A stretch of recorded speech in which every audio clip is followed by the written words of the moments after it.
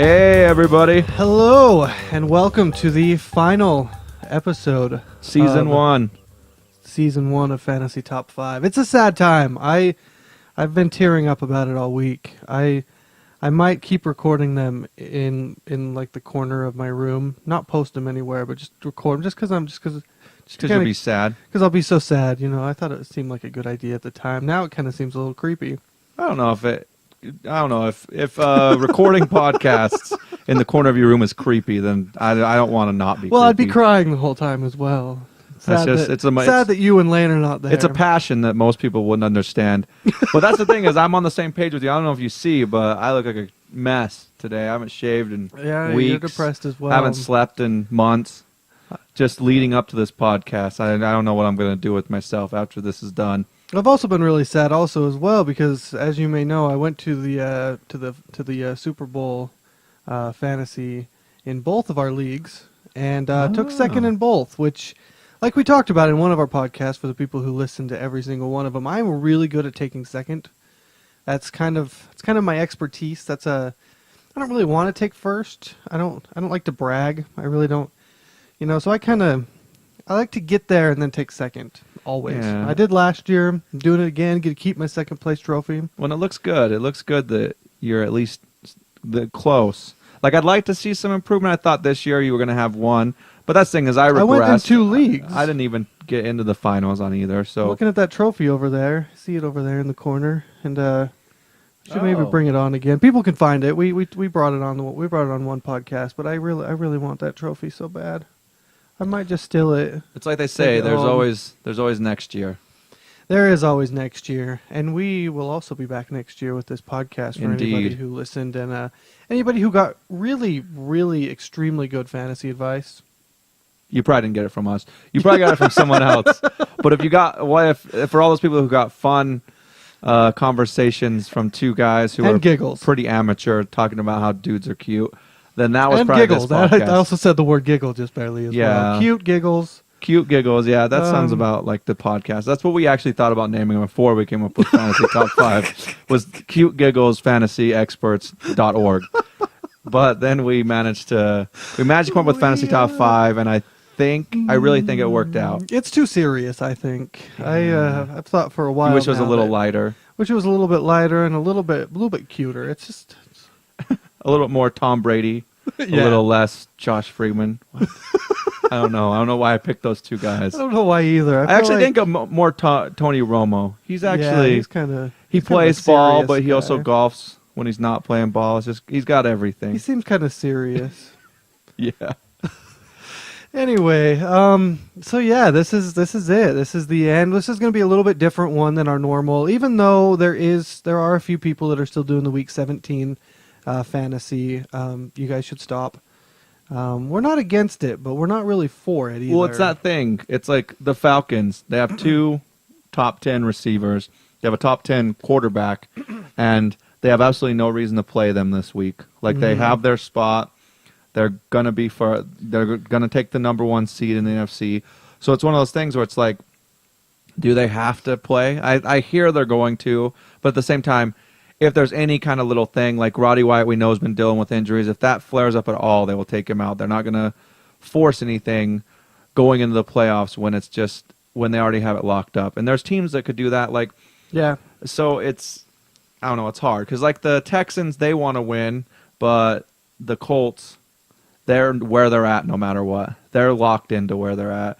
And so are the Bengals and the Ravens are basically locked up. So really they don't have a whole lot to play for.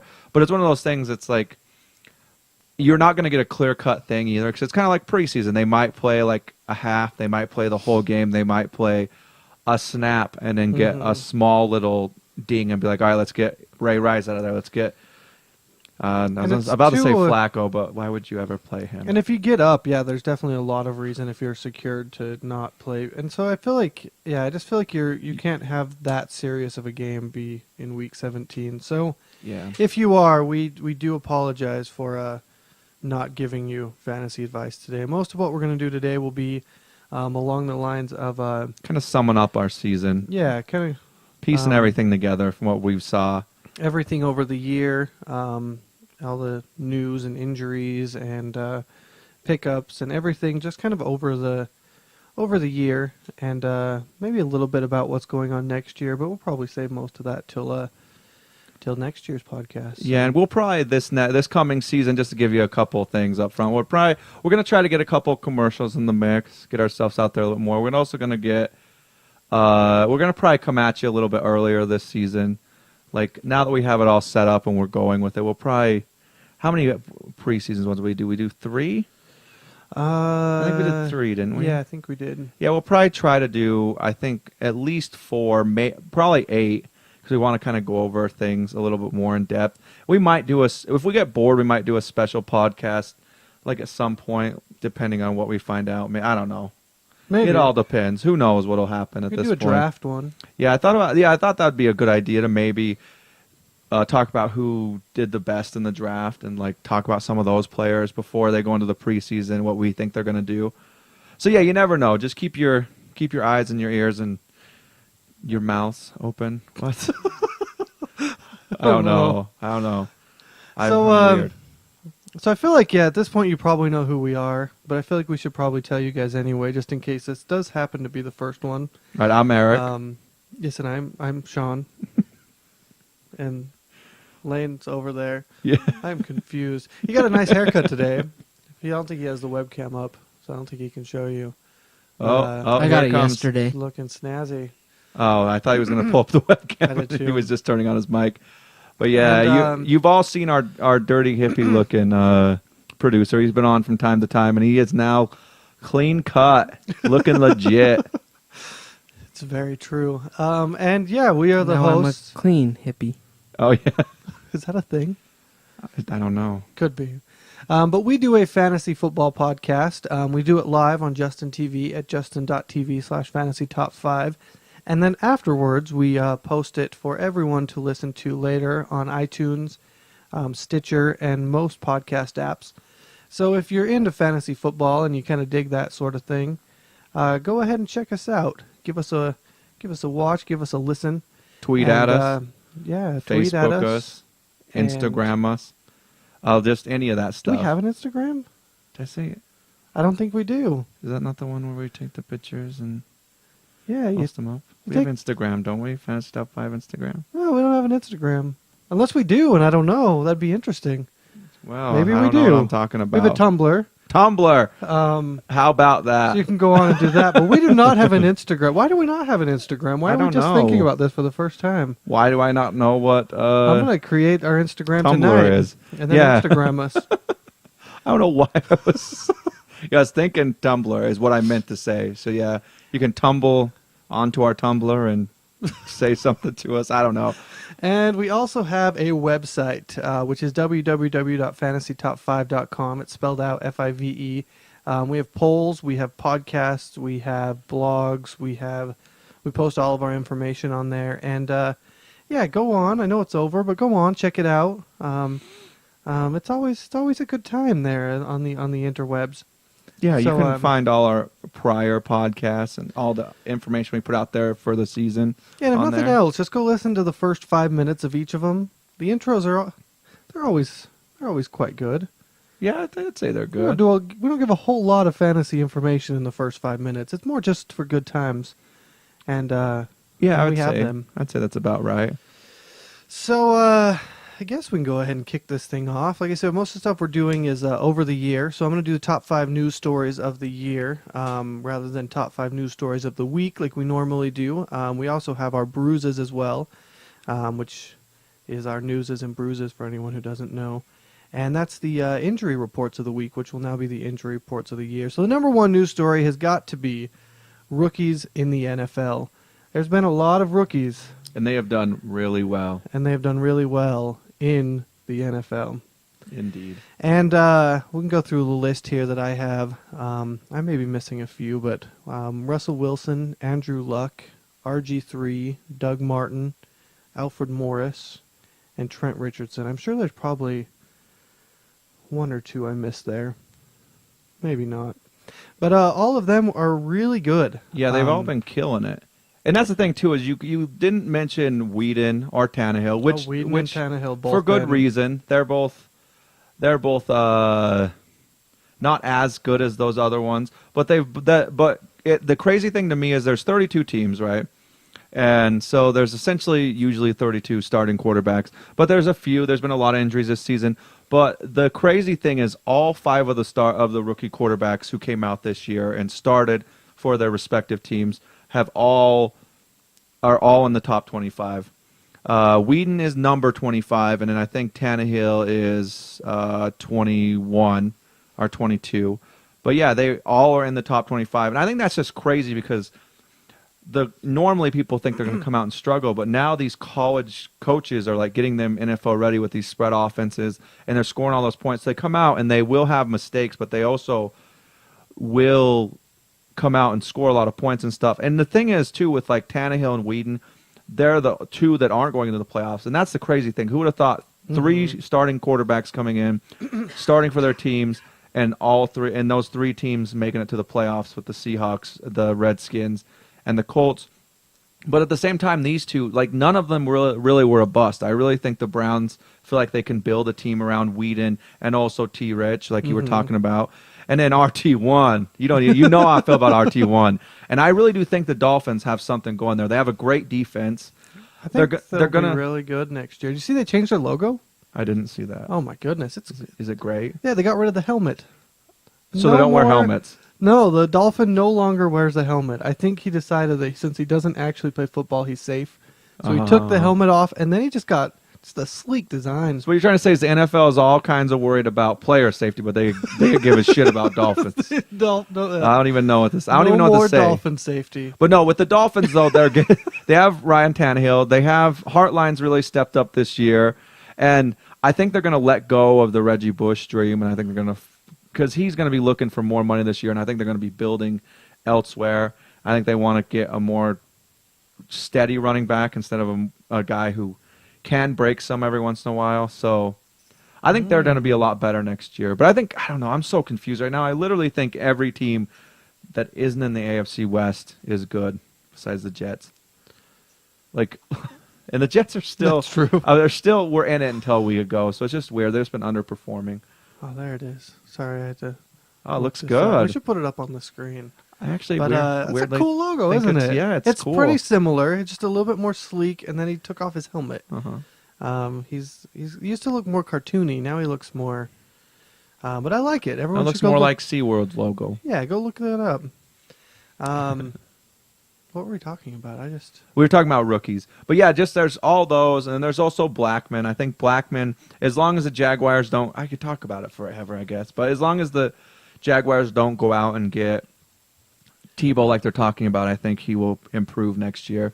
But I think you throw Tebow in the mix, and like I'll put it this way, how many people knew Eric Decker and Thomas were going to be as great as they are? Like, no one did. And a lot of people can accredit that to Manning, which Manning is a better quarterback than most.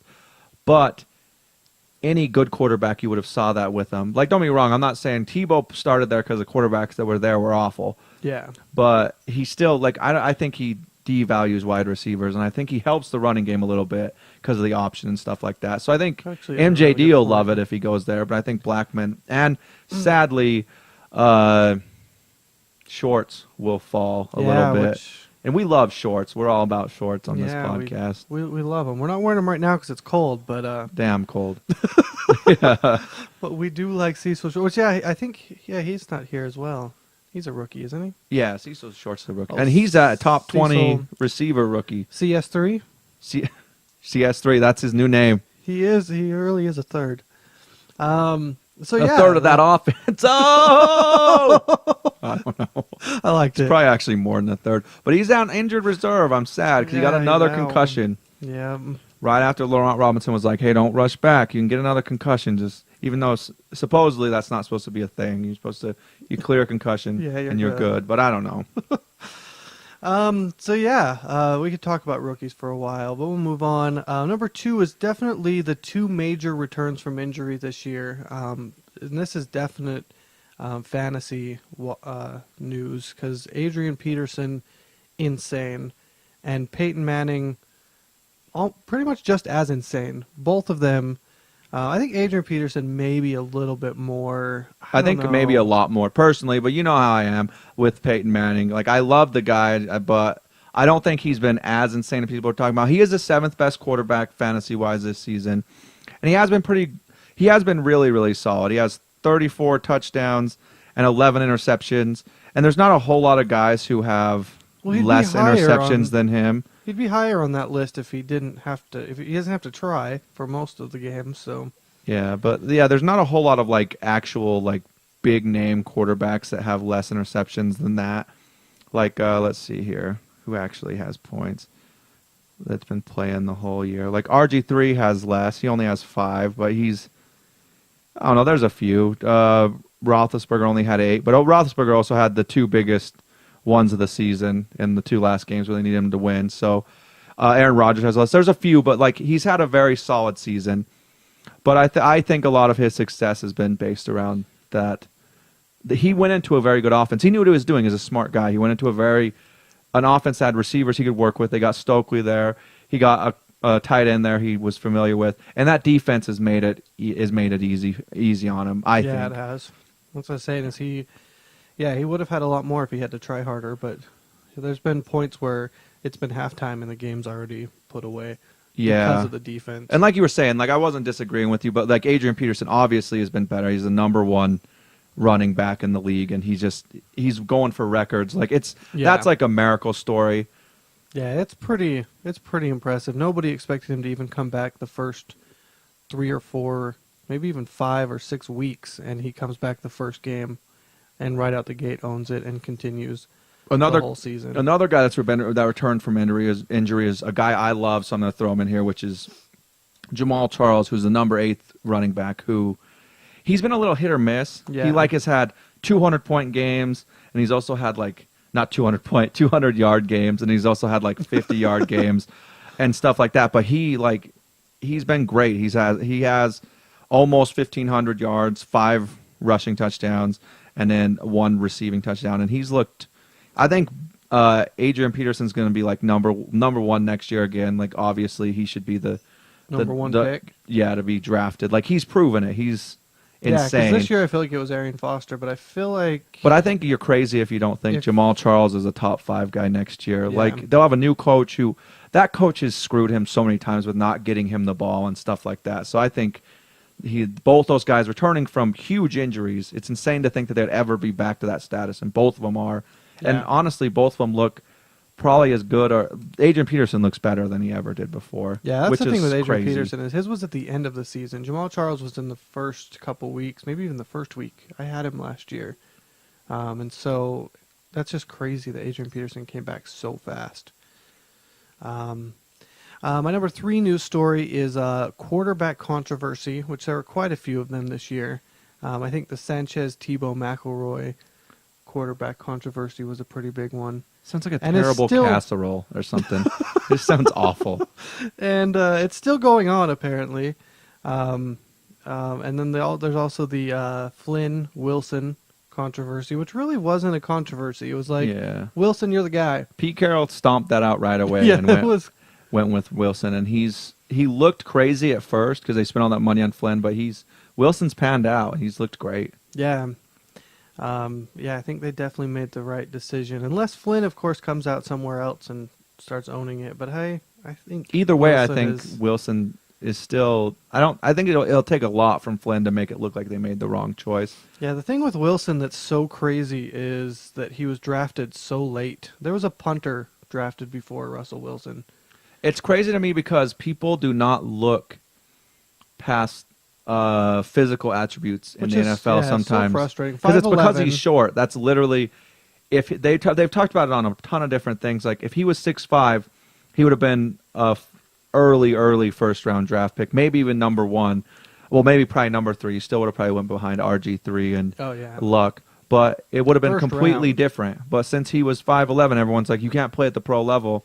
Even though Drew Brees is short as well for NFL anyways, and he is killing it. Like it's one of those things. It's like, yes, the height. Like you can see Drew Brees sometimes leaning back, like trying to get How tall is see Drew over Brees? him.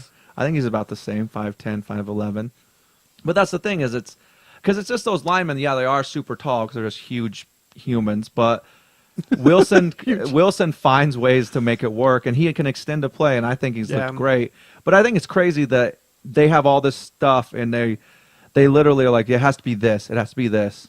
Like that team is all people built around Pete Carroll having a certain way he likes to do things. Like their huge corners is a lot of the reason why their defense is so well, and that's all him. Yep. He's insane. Yeah, so that was definitely crazy. Flynn will probably go somewhere next year. Oh, and I don't know if you heard that Sherman won his appeal. Oh, yeah, I did. That's huge for them. Yeah. Because he won't be suspended, and that means their likelihood of going to the Super Bowl is up a ton.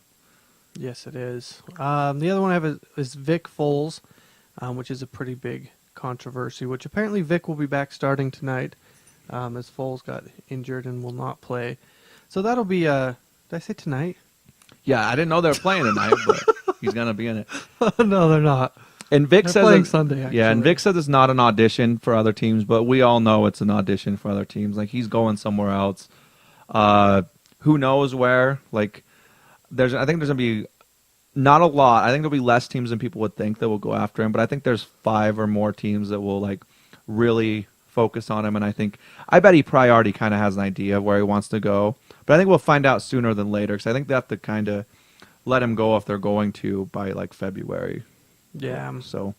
Yeah, we'll see how he plays. And then the last one is Alex Smith and Kaepernick, which I think is probably the biggest quarterback controversy story, just because Alex Smith, because they weren't a bad team. It's not like they were doing awful, and then they switched him out. It was more, I think that Alex Smith just is good but not great.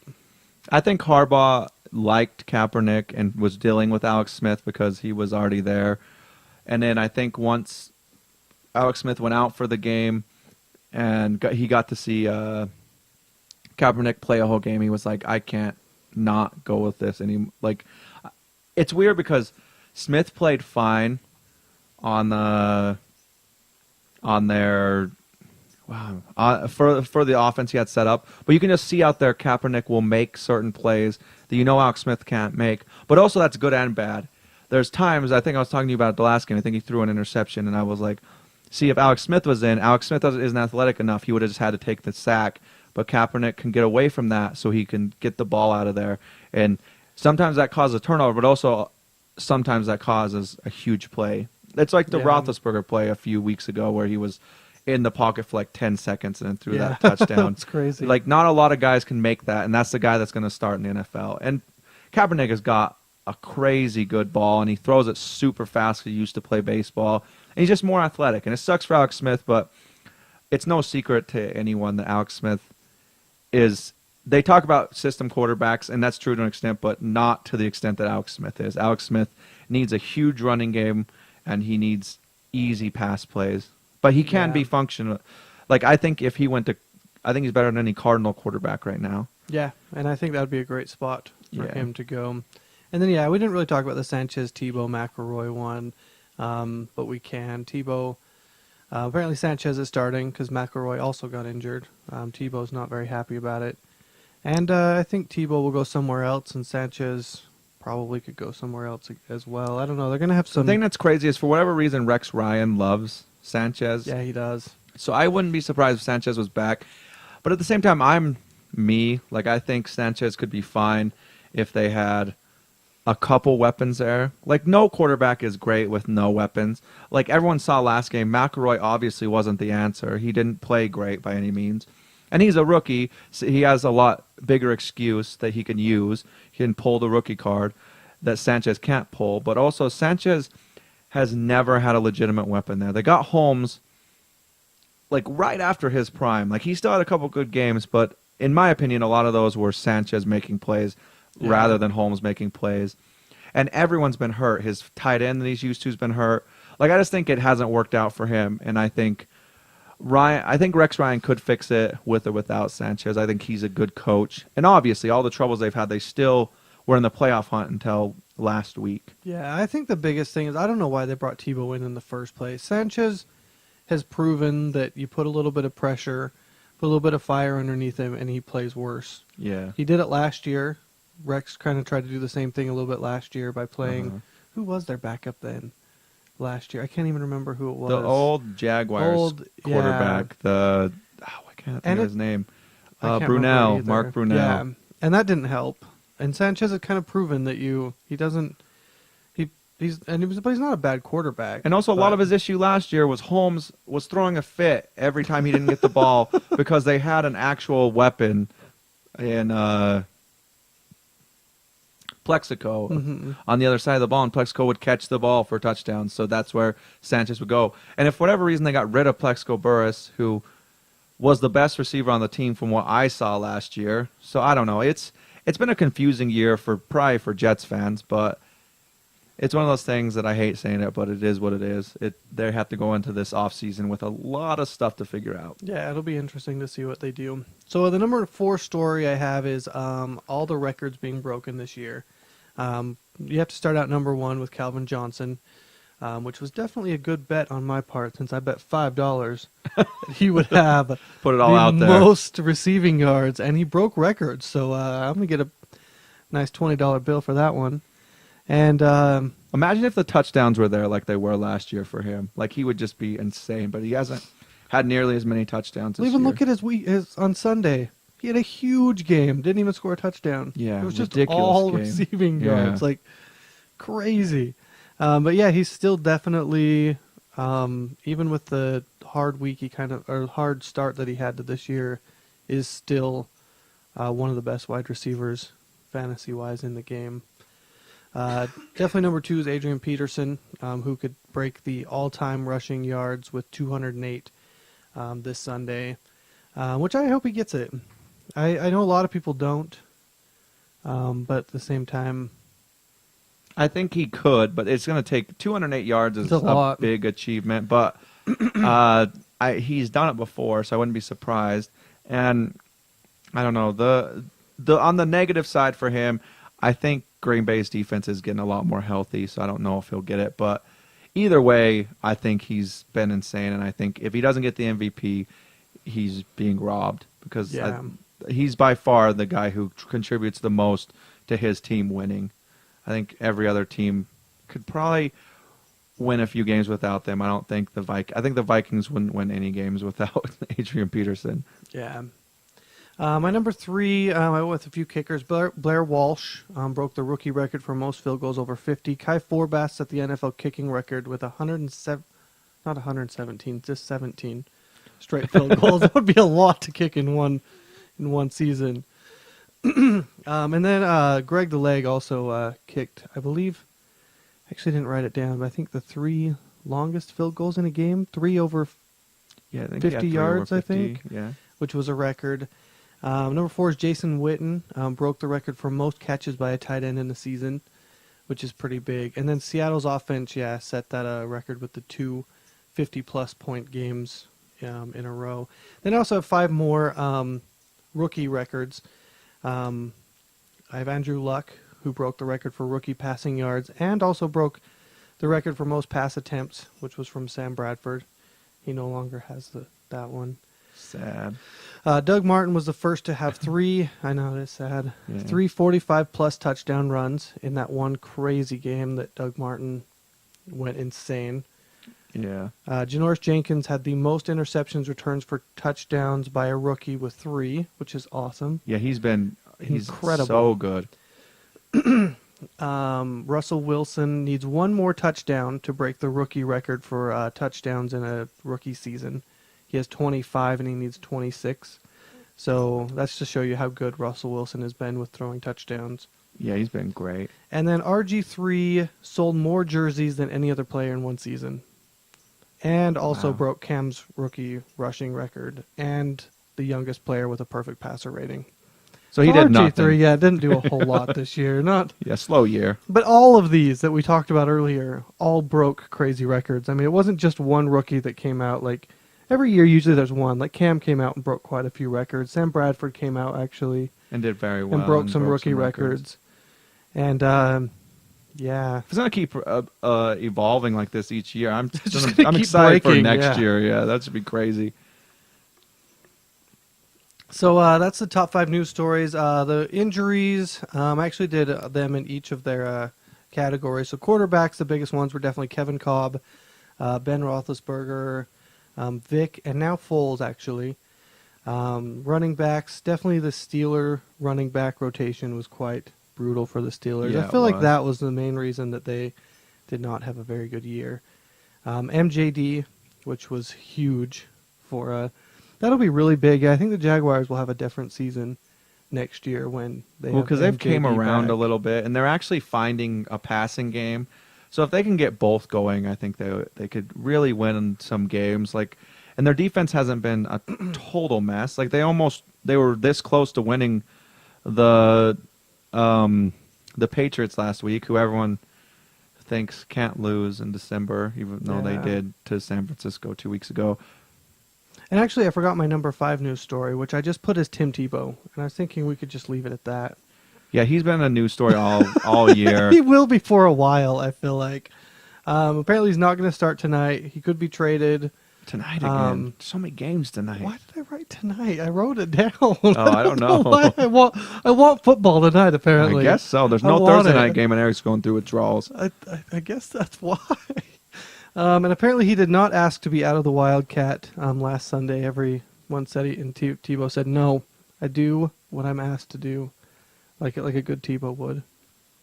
And so yeah, he had a girlfriend. He broke up with her.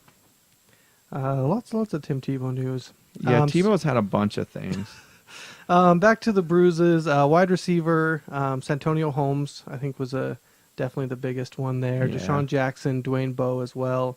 Tight ends, definitely Gronk. Has to be the biggest tight end injury of the year, as well as Scott Chandler and Heath Miller, who both went out, which was depressing. Yeah, and Heath Miller's had a great year, and then after this big of an injury, because he tore ACL and PCL, is that what it was? Or I don't know. I don't know. I think he tore a couple, and it's like he's not the oldest, but he's also not the youngest guy out there. And I don't know. It'll be interesting to see because they're usually a special breed, the tight end that catches a lot of balls and also blocks. It's like it'll maybe be a little bit harder for him to come back as quick as like a Adrian Peterson did, or even a Jamal Charles. We'll see how that works out for him next year. But just having such a good year to see his team not make it to the playoffs, and then also this happen, that's just rough. Yeah, and then defenses, definitely Steelers would have to go there with Polamalu and everybody else. I think, they just had a lot of injuries this year. Also, the Ravens defense with Ray Lewis, Ladarius Webb, and Suggs. And I think both of those defenses were probably drafted at least top 10, and both of them were nowhere close to that. But injuries is a big part of it. And then also Revis on the Jets got injured in the early part of the year. So there it is. Top 5 injuries of the year. That's a lot. I have to do a lot of stuff in there. Why did I type so much? Yeah, well, that's the thing is I kind of figured we'd start chatting about stuff since it's the whole year kind of thing. Yeah. So it makes sense. This will be a little bit longer podcast than most. All right, and then we're just going to move over to the top 5 surprises of the season and the top 5 disappointments of the season. And the number one, you're cutting me off there, dude. The number one surprise of the season was Russell Wilson, who's the 12th fantasy quarterback, and he has 2,868 passing yards, 25 passing touchdowns, 10 interceptions, and he also has 431 rushing yards and 3 rushing touchdowns. So, yeah, that's like I think a lot of people were high. Like me and Eric were high on Russell Wilson, but I don't think we could have been as high as what he did. Like, he's been awesome. Yeah, and like I said, 12th fantasy quarterback, and he's just – and a lot of that is like he didn't have the best first half of the season, but the second half of the season, basically since that Bears game, he's just been insane. And yeah, he's just been great. The thing I'm excited about next year is drafting quarterbacks will be really nice. You don't have to. There's been so many good rookie quarterbacks coming up. I think you can kind of wait a little bit. Yeah, and that's the thing is all of a sudden quarterbacks looks like it's just crazy be deep, next year because the elite guys haven't been as elite. Like Aaron Rodgers and Tom Brady and those guys haven't been that different or above the other guys. And yeah, it's just next year it's going to be interesting because it's like it's one of those things you kind of jinx it. Like this year, a lot of people are finally like, all right, you have to go with a quarterback in early because there's those guys that can just change everything. And then you want to find a tight end before like those late rounds because the tight ends are just great. And the tight end has been a joke this year. Yeah, it'll be weird to see how tight ends work next year as well because tight end was awesome last year. And this year's just been awful. Yeah, and that's the thing is also like I'll pick Gronk first, by the way. That's my first pick next year, just so. Well, Gronk has been the only one. Like, let me look at this really quick. Gronk is the third best tight end right now, only a couple points behind Gonzalez and Graham, and that's with him missing all those games. Like he's the only one that lived up to it. So yeah, he's just been great. And then also look at averaging. Yeah, I mean it's not even close. No one is close to how many he averaged per game. And then also with quarterbacks, if you look at it like. The difference between the number 1 and then say like number 10 to 12 is like not a whole lot difference. Like it's like 50 points, but if you spread that, well, maybe let's see. When it gets to 100 points, it's like the difference between Drew Brees and Sam Bradford, say, and that's 100 points. But if you spread that over 16 games, that's even I guess 14 games to get you into the playoffs or whatever. That's not a huge difference. So it's like it hasn't been that much. And then a lot of guys are really close. Like, and I don't know. I think it's gonna be crazy next year because there's, like we said, like Cam Newton. Everyone thought had a bad season. He's the third best quarterback. Everyone's down on him, and he's the guy that I think is gonna be crazy next year. Like I think he's gonna be number 1. Like if he can keep this streak going he's had these last few weeks, he's gonna be insane. That's the thing. Yeah, you look down here, and I mean, you can go down to Vic, which is pretty far down the list, and I mean, I would take a lot of these people. Yeah, Russell Wilson. I mean, yeah. So it'll be nice not having to draft a quarterback first round, second round next year. Yeah, and there's some guys that have been good, but I don't know. It's going to be a different thing. It's different every year, and that's the thing. There's no actual formula to fantasy. Yeah, like you do have to get a running back, especially in a deep league early. But other than that, there's not a real formula to it at all. All right, and then the number 2 surprise of the year was Doug Martin, who's just one of those rookie guys who's just been insane. Right now, he's the third best fantasy running back. He has 1,312 rushing yards, 10 rushing touchdowns, and he has 454 receiving yards and 1 receiving touchdown. And he's been insane. Yeah. And it's one of those things. Like I think everyone says this for at least the last couple of years. Every year, like I think that Tampa Bay team is going to be a real threat next year, and they were this year, and then they just faltered at the end, which kind of seems to be their thing. But and it's not a good thing to have that be your thing, but that's what they've done, and I don't know. But Doug Martin, I think you can't deny his talent because he's kind of fallen off a little bit on the rushing side lately, but then he's making up for it on the receiving side. Like he's so involved in a pretty high-scoring offense. Like they've been pretty good. And I think if they fix a couple of holes they have in their defense, I think they should be great next year. Yeah, I don't know what happened to that team. I don't know why they fell apart. Well, they put up so many points, and I think Freeman just isn't the caliber of quarterback. Like I think he's good, but I don't think he's the caliber of quarterback to like, I can match 40 points every week, and their defense gives up so many points. Yeah, and they gave up one of their best defensive player to the Patriots. It's because everyone in the league is really focused on the Patriots winning Super Bowls. That makes sense. That's what they all do. That's why they have every good tight end that's played on any team ever. They're like, oh, just take our tight ends. We'll find someone else. You guys need them. Brandon Lloyd, why do we want to keep him? He's an actual receiver. Take him. Like, it's weird. But yeah, and then my third surprise of the year is, like we talked about before, Adrian Peterson, the miracle man. Like, he did the guy who was not human in the NFL. Comes back from his... What's that? He's definitely an alien. Oh yeah, he's something like that because he's been insane, and he has 1,898 rushing yards. So yeah, he's only 102 yards away from 2,000 yards, and he has 11 rushing touchdowns. And he has 215 receiving yards, and he's just coming off that injury. Especially, he's been insane. And that's kind of everyone's fault. Like, you should not doubt Adrian Peterson. Everyone knew he's done everything. He came into the league, he was amazing, but he had his fumble issue.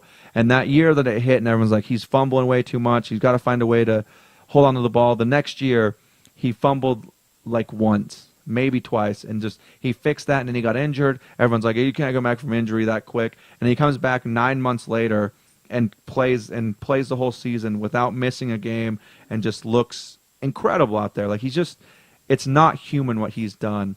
And I don't know, it says a lot for how far advanced the medical field's got in the last 20 years. And then also, like, it's going to be weird when you tear an ACL midway through the season and you play in the playoffs in like 10 years. Like, this shit they're doing it's mind-boggling.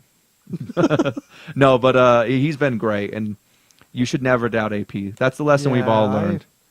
I made a mistake not drafting him early first. Yeah, I feel like I think a lot of people made that mistake because he got drafted way late. Yeah, he did. Yeah, and then moving on, the fourth surprise of the year was a guy we also kind of hit on a little bit earlier, was Cecil Shorts, who's the 18th best fantasy wide receiver, is a rookie. It sucks that he's on injury reserve now because he's just 21 yards away from having a 1,000-yard receiving year in his first year. He had 7 touchdowns, and he looked consistent. And that's the thing is, a lot of people were like, I don't know, you got to give him another week. And it got to the point where it's like, you can't give this guy too many other weeks. So you pick him up, you fit him into your offense, and he was great. Yeah, I was bold. I started playing him earlier in my wide receiver 3 position, and actually I think I started out in flex, then moved him up there. And well, we talked really about good. him early in the podcast because he's like, at first he was just one catch for 80 yards and a touchdown in a few games, and I was like, I don't know, he has to score a touchdown. He's only a big play guy, and then he all of a sudden was catching 5, 7, 8 balls a game and just killing it. Yeah. And so and it's a concussion, so it's not usually, unless you're Javid Best, isn't a huge like long-term thing. It's usually a couple weeks. And now he's obviously they're not going to the playoffs. He's going to have a whole offseason to deal with it. So and next year, Tebow throwing to him, so he'll be really good. Yeah. So yeah, but seriously, I would expect him to, even if they do get Tebow, I think he'd maybe drop a little bit, but I don't know. I hope they don't do that. I kind of want Tebow just to go to the Canadian League for a little bit, work on his passing. If he actually finds a way to improve, maybe bring him back then. I hope the Rams get him. Oh, I hate you. All right, but so weak. I'm done with Sam Bradford.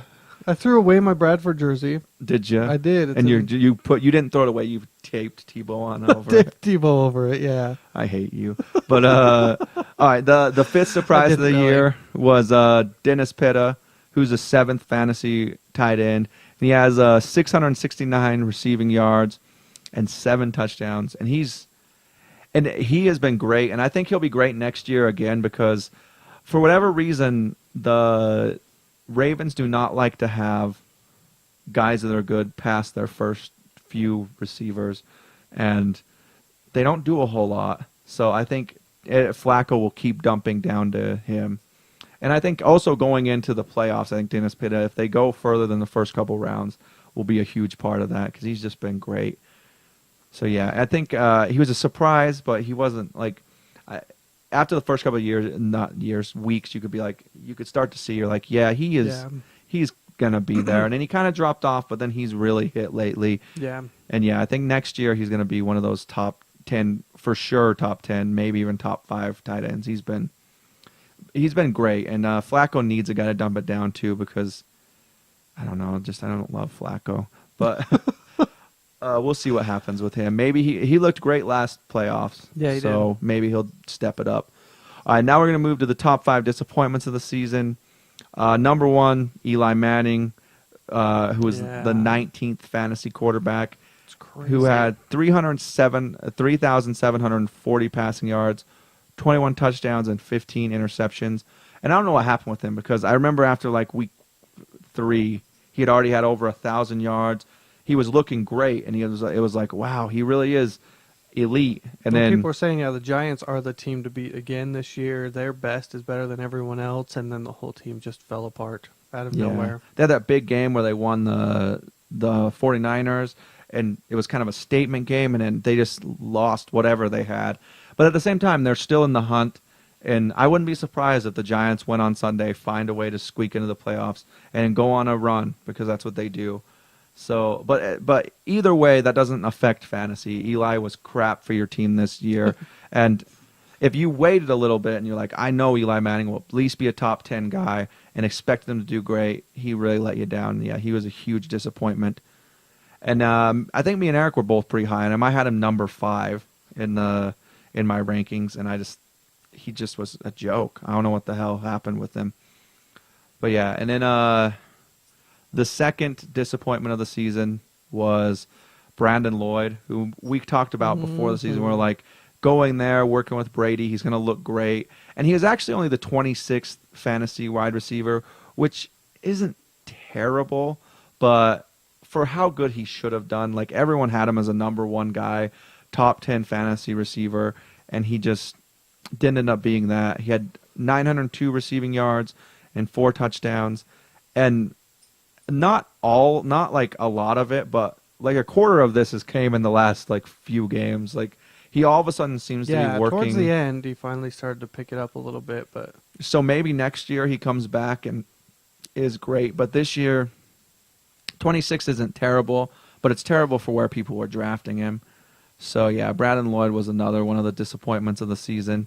And then the third disappointment for fantasy owners, Raiders fans, and me was Darren McFadden, who everyone's like, this is going to be his year. He's going to stay healthy. He's not going to be a joke. And he did everything wrong. Like, he was kind of a joke going in. I know they switched the offense around a little bit, went with a zone blocking scheme, and he just couldn't figure that out. But he was the 25th fantasy running back, and that's just, he's not even a second running back. Darren McFadden was a flex this year, basically. And he just, unless you're in a pretty deep league, and that just is awful. He had that injury, which he always does. Yep, every single year. And he only and had... Reese came in and owned it. Yeah, and so it kind of proves that people can run. And he'd looked okay in 2 of the 3 games since he's been back, McFadden has. But that's still... He's like just getting people's hopes up again for next year, and then he's going to let them down. So I think maybe you can draft McFadden late next year, and he'll be a good value pickup, because I still think he has the talent there, but it seems like he's running a little bit scared because he knows he gets injured, and I just don't know what to think with the guy. He only had 3 touchdowns total the whole year. Wow. 2 running and 1 receiving, and yeah, he just wasn't great.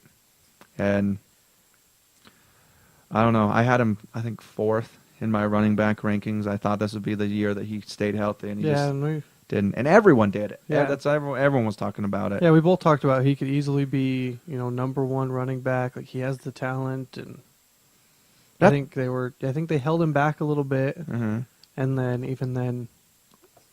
But after this year, you kind of question if he even has the talent at this point. So who knows with him? But yeah, he was awful this year. So if you had him, you probably didn't make it too far in your fantasy league. And all right, the 4th disappointment of the season was Antonio Gates, who's the 14th fantasy tight end, and he only had 523 receiving yards and 6 touchdowns. And like we said, tight end in general was kind of weak this year. But Antonio Gates was a guy that everyone had excuses the last couple of years. He'd been injured. He was finally healthy. And then, yeah, he just didn't do well at all. Like, I had him, like, number 2. Like, I thought, I've seen this guy. Like, Rivers loves him. He'll catch a ton of touchdowns. He has the talent of Gronk, and then he really doesn't. Like, he looks old out there, and that's all there is to it. Like, he still... I think in the right offense, he still has the skill to get it done. Because tight ends aren't supposed to be fast. They're supposed to be able to be big, get out there, get somewhat open, and catch the ball. And he can do that, but he just didn't this year. So he was a huge disappointment. Yeah, I still feel like a lot of it's Rivers, but a lot of it is him as well. Yeah, he won't be drafted. I think people have finally saw that he's not that tight end anymore. Yeah. He's just not. And I think people will take the approach I had, this year, which is you either have a sleeper you think you're going to get, you have a guy that you know people are low on. Like I got Witten in both leagues because I knew people were like, Witten's hurt, who knows when he'll be back. But I was like, I'm sure he'll be back. If not, I'll pick someone up until he is. He ended up playing the first week, and so I had him in both leagues. But I think this year, if people don't get Gronk, Jimmy Graham, or depending on if Gonzalez is back, Gonzalez. I don't even know for sure if you have that much faith in Hernandez next year. But one of those few guys, if you don't get them early, then you just wait till late and pick up a tight end because the rest of the tight ends are all equal. We've talked about a bunch of them: Brandon Myers, Pitta, Rudolph, Chandler. A lot of these guys, Heath Miller, they've all been good, but they've all been just as bad. Like tight end has been a joke, and it looks like people have finally adjusted and been like, you're not going to just Patriot just to death. Gronk is a special case, and he's the only one. It'll be interesting to see. Yeah, keep saying that. But well, and that's the thing is Graham has been hurt this year a lot, so I think that's a lot of his issue. And Gonzalez has been consistent. He's been the consistent guy with a big game, an okay game, a big game, an okay game. Not really a lot of the terrible games. But, yeah, so tight end's going to be a mess next year, I think. And then we'll move to my fifth disappointment of the season, which is Larry Fitzgerald, who was the 41st fantasy wide receiver. He only had 785 receiving yards and 4 touchdowns, and he can't get a quarterback. I don't think it's him, but we should have known. Everyone had him high. I had him like number 2 in my ranks, and he just awful. So hopefully they figure out their quarterback situation next year, but if they don't, look for another disappointing. If they come back with anyone that's on that roster next year, do not draft Fitzgerald in your first couple rounds. Like, it's just not worth it. Take him late. Maybe he comes alive. Maybe not. But, yeah, that's the top 5 Larry Fitzgerald is disappointments. A huge one. Definitely. Yeah, because everyone went high on him, and he didn't come through at all. It's just That's rough. very true. All right, so we'll move over to our pickups of the year, put-downs of the year. And I didn't do watchovers. I decided to instead go with pretty good pickups of the year. Okay. So we're going to do double pickups of the year for this one. My number 1 is RG3, who was definitely the biggest. You probably drafted him, but you probably got him pretty late. And who knew that he was going to be as good as he was? He averaged the second most points for any player, behind only Drew Brees, which Drew Brees still had a killer year. Drew Brees is always good. Yeah, but RG3, which is really weird. You would think RG3 would be over Brees, but Brees is just a quarterback. Too good. Yeah, he is a quarterback. quarterback. He's a short quarterback. So if you wanted him on your team, you're dumb because he's short. I feel like Drew Brees and Russell Wilson are standing out there for. We have a friend named Andy who's really short, and I feel like they're standing out there on a ledge, screaming for people to represent for the short man, and they are doing it. Which is awesome that they're short because they're the same height as us, but yeah, we're tall for fantasy people. So and Drew Brees also kind of has a really weird hairline as well, so he's representing. He has for us an as well. awesome scar. Yeah, he's representing for a lot of people out there. Our lipstick, if you ask Oprah. You've heard that, right? Yeah, I did. What a joke. It's depressing. But yeah, RG3 absolutely killed it this year. If you picked him up, yeah, I mean, he'll be a first-round pickup next year, without a doubt. The first pickup for a lot of players, and absolutely just had a killer year. My number 2 is Cecil Shorts. We talk about him a lot. He had 9 double-digit fantasy games, which is more double-digit fantasy games than Reggie Wayne, Roddy White, and Andre Johnson. I don't know if he scored more points than them, but he had more double-digit games. So, yeah, just awesome. He's just player. consistent, and that's what was so awesome about him is he's going to get points. Like Roddy White killed me in the fantasy playoffs, and that's why I didn't go anywhere. And actually, Roddy White and Wayne, they were in opposite leagues, and they we're just going to take you down. And Yeah, Andre Johnson had a terrible beginning of the season, but yeah, I don't know how many Wayne or White had, but it was 8 or less. yeah. And Cecil Shorts came on, like they say, came on towards the end of the year. So most of those came in the beginning when he was kind of figuring stuff out. So my number 3 is Doug Martin, who averaged the 3rd most points per game for running backs, behind only Adrian Peterson and Arian Foster. Those are the only 2 running backs that averaged more points per game than Doug Martin. And if you're a running back, that's the crowd you want to be with. Exactly. Like that's sitting at the cool table right there. That's what they're doing. That's a really good point. Yeah, so all these I went with, all the stats I threw out here were averaging points per game, which I feel like is a good stat to go off of. That way you know about how many. Because people miss games. Yeah, and so that's why I kind of went with all these. My number 4 is Heath Miller, who had the 5th most points among tight ends, who averaged more than Daniels, Witten, and Gates. Obviously Gates, but yeah, Daniels is hard because you're averaging in the fact that he had a good start to the season, and then he got hurt, but he's played through it. So he's still getting these games where he plays and not averaging a whole lot. But still, I'm sure Heath Miller was dealing with stuff. All people are injured at some point in the game, in the year. So, yeah. But he did, a really good pickup for anyone who went out there and picked this guy up. Doug Martin was one of those you probably drafted as well. And people are so stubborn because they're sitting there and it's like, I had so many questions that involved Heath Miller. Like, should we keep him over Gates? It's like, yeah, it's week 12. Keep him over Gates. You kidding me right now? Like, he's like top 5 the whole season, and people are like, I don't know. Gates, right? 3 years ago, he was so good. I'm like, yeah, 3 years ago, he was. He was great 3 years ago. Do you want to win now or what? Do you want to win 3 years ago? Yeah. And my number 5 pickup of the year, which I did not pick these guys up, and I really wish I would have, was the Denver defense. I think it really would have helped me. They averaged the 3rd most points among defenses, behind only Seattle and Chicago, which I don't know if people realize how good Denver's defense actually was. Peyton does. This year. You remember Peyton on the sideline 2 games ago? He's sitting there. He's like, I'm about ready to get back in the game. And then they're like, no, we're going to get a pick 6 for you. And he's like, all right, you did it. You guys stay out there. You keep it working. I'm going to rest over here. Get MVP votes. So, yeah, Denver's defense is one of those that you want to pick up. That's going to be one of my first defenses. Von Miller, Elvis Dumervil, Champ Bailey, 3 people that will be in the Hall of Fame. And Von Miller, it's young in his career, and that's maybe bold of me, but no, yes, it's not, all 3 of them will be in the Hall of Fame. Insanely good. And I did not realize 3rd most. That is, yeah, it's crazy. Definitely makes because I knew they were good, but I didn't realize 3rd most either. Yeah, I don't know if anyone really. It's hard with defenses because you don't think about it, but yeah, and. Yeah, they've been great. Yeah, it'll be Seattle number 1 next year, defense.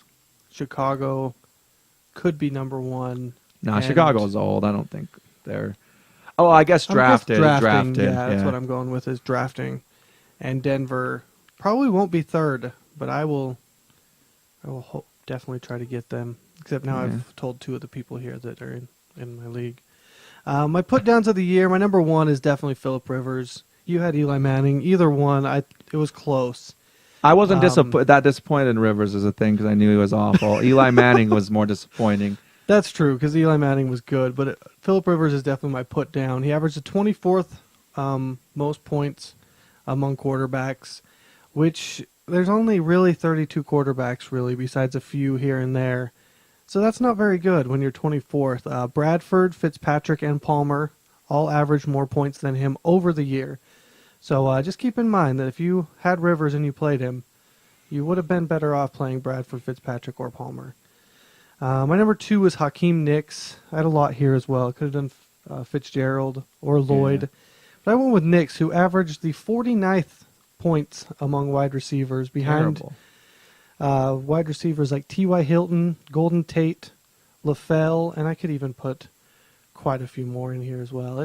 I would guess 48 more if I had to. That's true. If I could. I could list all of them.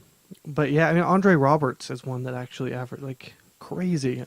Just had an awful season. I think people kept waiting. I kept waiting. I kept being like, just he's going to do good. He's going to do good. I think a lot of it was Eli. Eli doing as bad as he didn't help. And I don't know. It's one of those things that whole team had something wrong with them offensively. So I don't know. Yeah, so, but he's definitely not a wide receiver 1 anymore. I don't even know if he's a 2 or a 3, which is really crazy. Hakeem Nicks is so good. My number 3 is Ryan Matthews. Averaged the 30th points among running backs, behind Andre Brown, Ridley, and Sean Green. I just don't think he's going to be that running back that they really hoped he was going to be. Yeah, he hasn't been great. And if if drafting next year, I would draft him late if you still want to. There's still that hope that maybe, because you see it. But don't draft him I saw it before. more last year than this year, but they didn't focus on him. I think he's one of those guys you have to focus on, and they did not focus on him. They had other running backs they were working into the mix. It was even worse than Tolbert last year, because Tolbert, they're like, goal line, you're going to snag these easy touchdowns that you should be getting. But they just had someone for every other situation. They had passing backs, passing downs, Ronnie Brown was in. At the goal line, I can't remember his name, was in. But, yeah, they just did not use him in a lot of situations. And then he gets injured. He got injured. Who breaks 2 collarbones in one season? Like, that's ridiculous. You don't do that. You don't break your left and your right collarbone ever in life. Like, it's just weird. Yeah, just not very durable. And that's genetics. Like, you can't train your bones to be harder at this point in your life. Like, I don't know. He needs to drink more milk. 20 years ago, he needs to drink more milk. If he just had a glass of milk before he played a game, he probably wouldn't have broken either of those. That's my guess. I could be wrong. I'm not a doctor. It is a theory, and I'm on board. Anything could have helped him. My number 4, the tight end here is Vernon Davis. Same thing with him and Gates. He averaged 19th in points among tight ends, behind Jared Cook, Pettigrew, and Bennett. So a lot of tight ends. He was even worse than Gates in a lot of ways, because people were like, no, Davis he's a beast. He's a beast. Yeah, he's a beast that doesn't catch balls. Like, no one throws it to him. So, yeah. Yeah, just not very good. And my 5th put down is the Pittsburgh defense, who was the 24th in points among defenses, behind, and I was surprised to look at these, Tennessee, Miami, which Miami's not as surprising, the New Orleans Saints. The Saints have came alive the second half of the season. That's true. And the Carolina Panthers. And so I feel the same with them. All 4 of those. Tennessee's a surprising one, though. The thing with me is that Pittsburgh's defense is great in not letting people get points. They just do not cause turnovers. They do not score touchdowns on defense.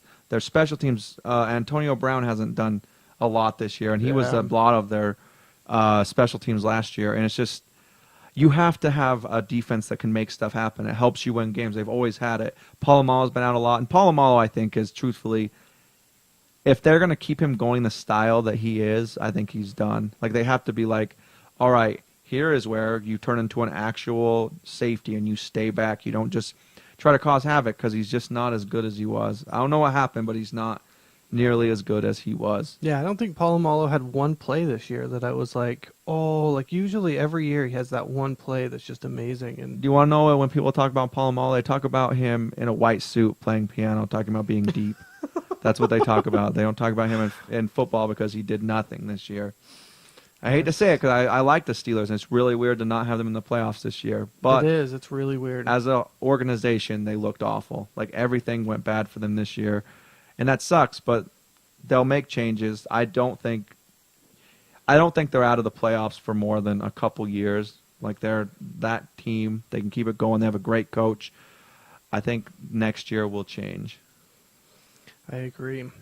So we'll go with 5 more pickups.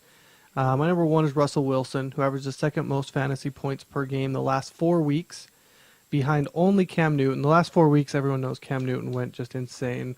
He had a pretty easy schedule. Russell Wilson also went insane, and the last 4 weeks they were the 1st and 2nd in fantasy points. So if you picked Russell Wilson up towards the end of the year, that was a great pickup.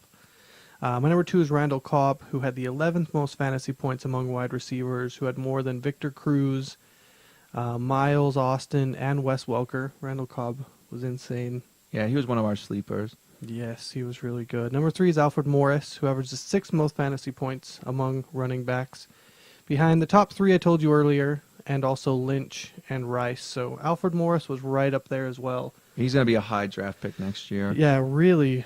And he's their guy there. They're leaning on him. And Shanahan loves him and compares him to Terrell Davis. And let me tell you a story about Shanahan and Terrell Davis.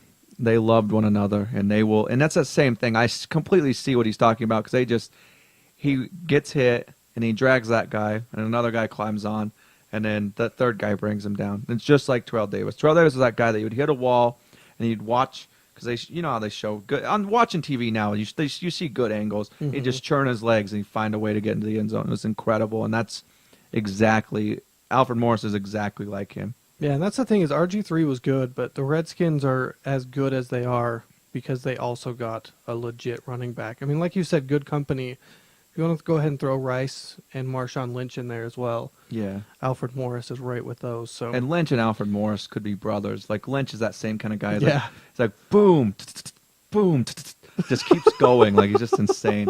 But Lynch is insane to me because of some of the moves he has for how big and powerful he is just insane to me. Like he's incredible. Skittles, man. That's his workout routine. I sit down, I eat Skittles, and I lift weights. So weird. My number 4 is Noshawn Moreno, who is another one if you picked up towards the end. He averaged the 5th most fantasy points over the last 4 weeks. Just insanely good if you picked him up. So next year, what do you think? And that's why I didn't know whether I should put him here or not. It's because I didn't know what to. Because McGahee is so good, but Noshawn Moreno. McGahee is so old too, though. Is my thing. But Moreno is neither so of them injury are prone.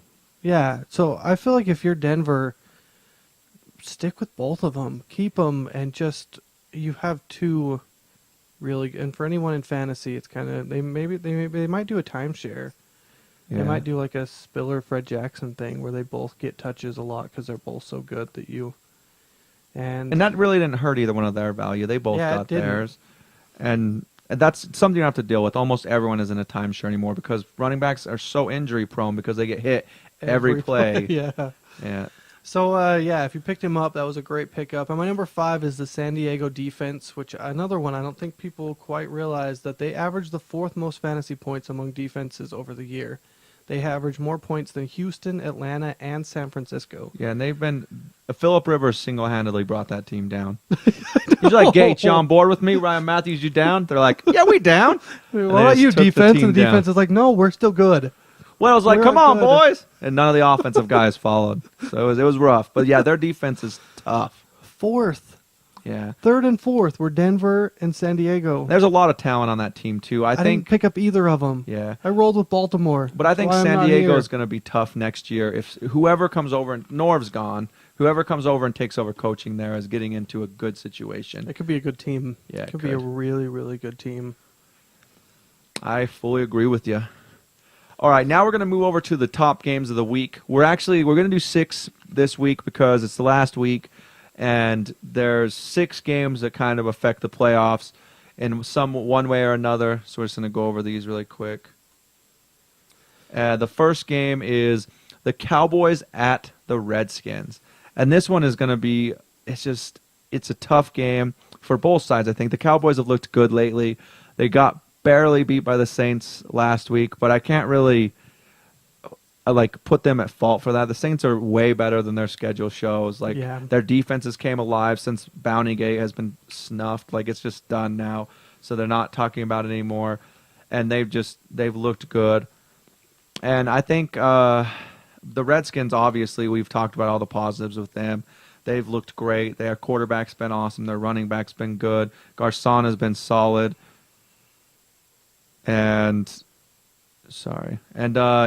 been really good for them. And so it's a hard thing to choose what's going to happen here. Yeah, it's a really... And I don't know. Who do you think's going to win this, Eric? Oh, wow.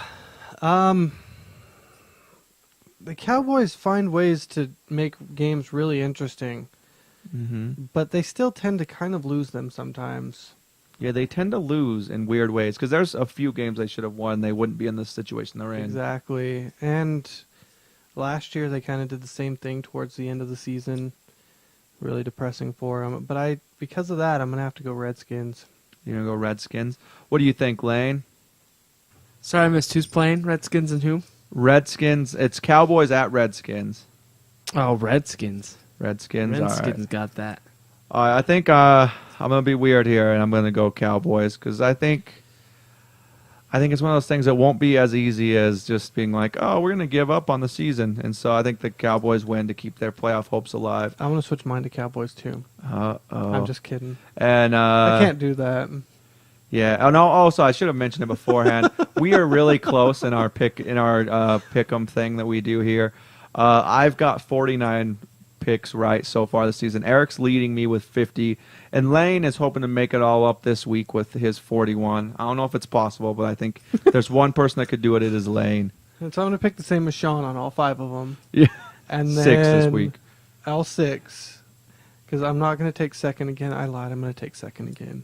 Yeah, it's weird because I love the I love the in Redskins, everything. but I have to go Cowboys just because they've found ways to lose, but also found ways to win, and it's just weird. And I just think they're gonna find a way to make this a little bit more complicated on the last week. All right, and then the second game of the week is the Packers at the Vikings. The Vikings are gonna be looking to get AP the record, and the Packers are gonna be looking to seal up the second seed. It's so hard. The Packers are so hot right now, but the Vikings kind of are too. Yeah, they've been really good. They won the Bears, they won the Texans last week, and they've just looked good. So Against good teams, like we talked, like you did that whole thing where you talked about how are they going to finish 500? And yeah, and I really thought they were going to fall apart because they're not. But then AP stepped up, and in last game was more Ponder and the defense stepped Yeah. up, which was crazy to me.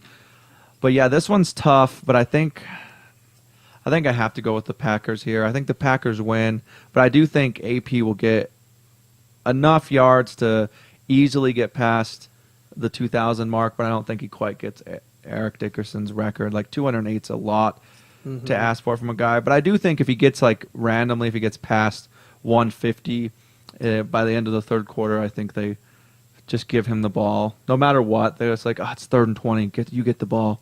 I don't care that we're only down 3 and we're in field goal range. Let's just give it to you. yeah, I don't know about that. But I do think the Packers will win, but I think Vikings aren't going to be easy. yeah, because they've been playing really good. Yeah, I was thinking Packers as well. What do you think, Lane? I'm on the exact same page. I think Packers will take it, but I think Vikings will give them a run for their money. Oh, What were you going to say, though, Eric? You were going to add a little something and I accidentally cut you off. I No? think that's all. All right, cool. And then third game of the week is the Ravens at the Bengals, which means nothing, but in a way means everything, but in a way is really confusing. Because here's my theory on it. I feel like if the Ravens come out and are like, there's not a lot that's going to change for us at this point. We already have the division and don't play a lot of their starters. Then they just get to sit back and look at what the Bengals do, and then they'll probably end up playing them in the first round of the playoffs anyways. And so it's like, do you want to sit down and give them a game plan of what you're going to do the very next week and let them prepare for it? Or do you want to both take it easy? Or do you want to both make a point? Like, it's really hard to, because both of them have the Ravens defense. They activated Ray Lewis But he probably this won't week. play. He won't play in this game, but he will play in the playoffs. Yeah. And so I think it's going to be. It's tough to say what's going to happen in here, but I picked the Bengals to win the division, and they're not going to do that. But I think they're going to tie it up with this one, and I think the Bengals win. What do you think, Eric? It's at Bengals. Keep in mind, Oh yeah. because just because that offense is so much worse on the road is why Yeah. I'm saying it. But The Ravens looked really good last week, which was nice. They really needed it. And I think they'll keep it up. I'm going to go Ravens. all right, I kind of assumed that, but I threw in the offense thing to make it harder for you because I'm a nice guy. What do you think, Lane? Bengals. Bengals. All right. Now we're going to move to our fourth game of the week, which is the Bears at the Lions. The Bears need to win to get in, and the Lions need to win to kind of get some pride. Here's my thing with this game, because I have a thing with every game, I guess, is the Lions this close in every single game, and the Bears, they have a good defense, but I think the Lions have something to prove, and they're at home. They want to get their fans psyched about next year, and they want Megatron to get over 2,000 yards because breaking the record isn't enough. They want to put a little bit of distance there. And I think he's 108 yards away from 2,000. So I think the Lions come out, and I think Matt Stafford wins me a bet that I have on who's going to throw the most passing yards. Right now, it's basically him and Drew Brees. And Drew Brees is a little ahead. Mm-hmm. But, yeah, I think the Lions are going to win it. What do you think, Eric? I have a hard time thinking that the Bears. I don't know that they don't make it. I feel like they have to, and I feel like this game they have to win. I feel like everyone wants them to because even though they've played as bad, even though the Vikings have won them, everyone's still in their heads is like the Bears are a good team and the Vikings are a terrible team. They're just in a good position. Yeah. I think either one is out in the first round because just the other teams are better. I think that's what I think anyways. I think it's pretty close. So I think if the Vikings manage to win the Packers might play the Vikings or the Bears, whoever, I don't know. I guess it would be the Vikings at that point. I think the Packers would adjust and win them. So I just don't think either one of those teams make it past. Yeah, I don't either. I think whoever. Yeah. So I just. I think the Lions in this, but I think both Bears and the Vikings are rough. But I'm gonna go Bears. all right, what do you think, Laney Moan? I don't know if you heard what you did, but you were saying that the Lions need a pride. Yeah, I meant to do that. Do No, you know what a group of lions is? is it called a pride? It's a pride. Oh, no, I knew that. That probably happens. I a lot, wasn't right? I just don't meaning know. to make the joke, but I feel like I should. Pretend I've been like I very was. disappointed by the Bears, and it makes me want to go Lions here, but I gotta go with the Bears still, All right. because them Bears. All right, now we're going to move to our fifth game of the week, which is the Eagles at the Giants. Vic is going to be playing his ass off to look good. The Giants have looked awful, but the Giants do find ways to win when they need to. And if the Cowboys do what I said they do and win the Redskins and the Giants win, I think the Redskins are still in. I'm not 100% sure, but I think it puts this whole division in crazy mode. Yeah. And so I think that game is going to be tough.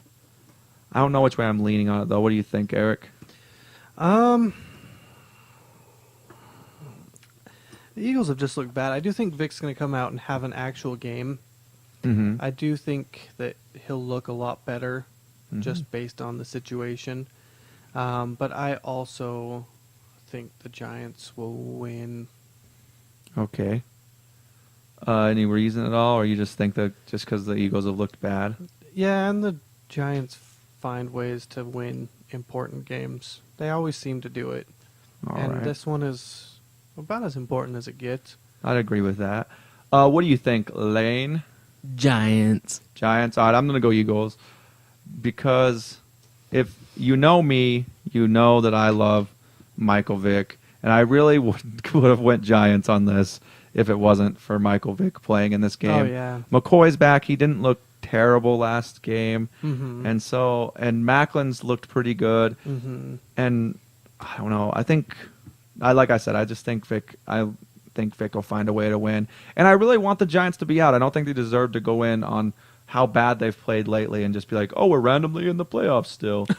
So yeah, I think the Eagles win. I want to say, I almost said Eagles. I want to. I do think they'll play really well. I think you'll see a different Eagles team than you've seen all year, but I still don't think they'll win it.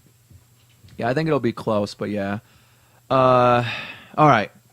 And then the last game, the extra game, is the Texans at the Colts, which this is just as bad as the Ravens at the Bengals game because it's kind of crazy. You don't know what people are going to do.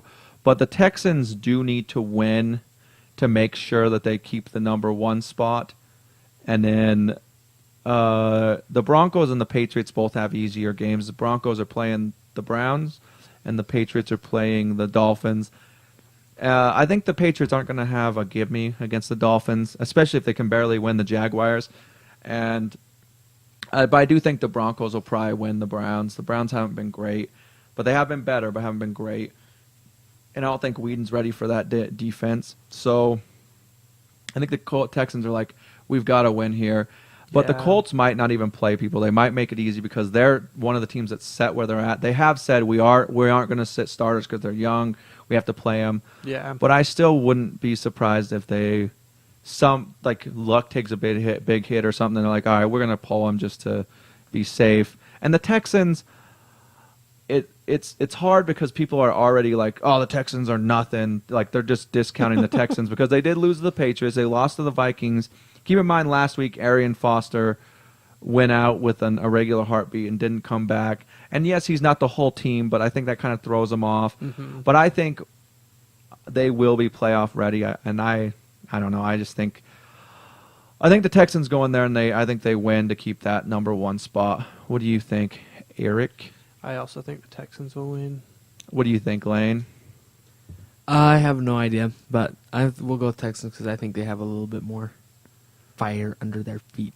All right, awesome. There's a couple more things. Like we know we've already went kind of far. I'm going to try to keep it so we're only maybe a half hour over where we're normally at, or maybe a little bit more. Who knows? But I wanted to kind of go over our best calls and worst calls of the season really quick, and then just kind of go over what we think is going to happen in the playoffs because we did make some bets on it. We did have some predictions earlier in the season, and just see how we feel about those now. So let's kind of go through this because we've already talked about a lot of our best calls and worst calls, but I just wanted to remind you that we do make good calls. I don't know if we hurt you on any games or not, but I wanted to remind you we do make good calls. I'd say our best call of the season was Randall Cobb. We said he was a sleeper, and right now he is the 11th fantasy wide receiver.